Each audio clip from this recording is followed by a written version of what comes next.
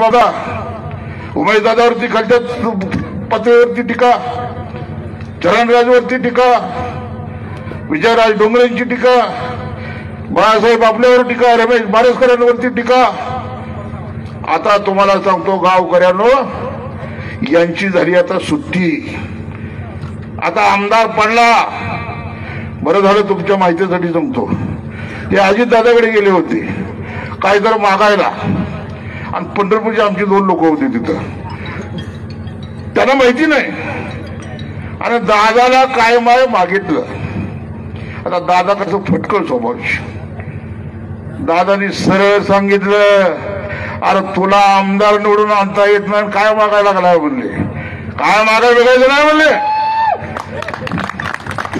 2 Carti आणि ही माझी आमदार रिटर्न मोहकड, आणि मग पत गेलेला माणूस आमच्यावरती बेचून आरोप करतो.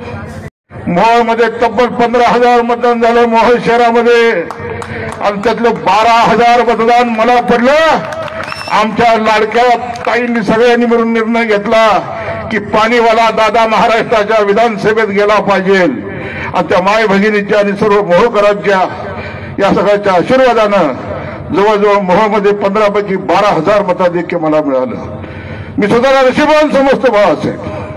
आणि 40 वर्ष सत्ता यांच्या घरात, याचा बाप आमदार, हे स्वतः आमदार, आणि 15 दिवसात दादा तुम्ही म्हणल्याप्रमाणे फडणवीसांचा गैरसमज, अजितदादाचा गैरसमज, निवडून आलो. पहिलीच बैठक पवार साहेबांसमोर 10 आमदार निवडून आलेले. जानकरांना विचारलं, बोलले मोहिते तुम्ही एकत्र झाला, मला वाटलं तर लाखानं तुम्ही याचा, पण तुमची गाडी अर्ध्या अडकली.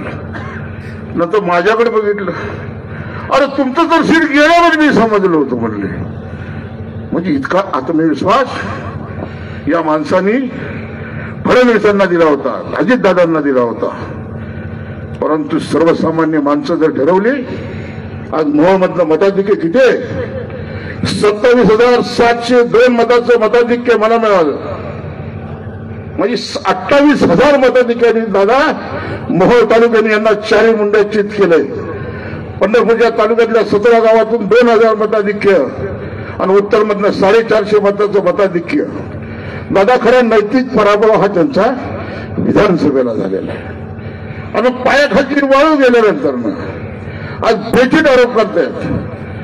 पण मी बाळासाहेबांचा सैनिक आहे, लक्षात ठेवा. जर दादागिरी करताल तर खंडाळ्याचा बोगदा सुद्धा उतरू देणार नाही, लक्षात ठेवा.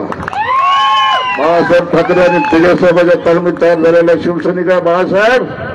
दादागिरी करणं त्यांचं काम नाही, ते आपलं काम आहे.